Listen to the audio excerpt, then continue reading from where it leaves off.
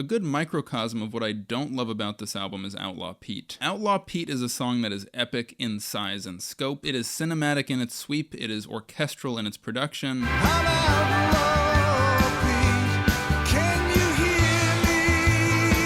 By all accounts, a sort of epic Springsteen outlaw song. However, it is kind of just one outlaw song cliche after another. Robbed a bank, had an enemy, had a lover that he sort of abandoned and who searches for him in the stars and calls out his name. Compared to something like Nebraska is quite a nuanced character study of a real serial killer. This is a relatively cliched story of an imaginary outlaw that Springsteen did not do a lot of really deep imagination work in bringing to life. Working on a Dream is another example of that. Compare Working on a Dream to Darlington County. I waxed about Darlington County because I love how unusual and nuanced of a portrait it is of people who have a big dream that they can't quite realize, so they take an alternate route. Working on a Dream is like taking the most generic explanation of what that song or what a lot of the songs on Born in the USA are about and turning it into the basis for a new song. Just like Magic, this is not a bad album, it's not a lazy album. There are some gestures in entirely fresh musical directions, but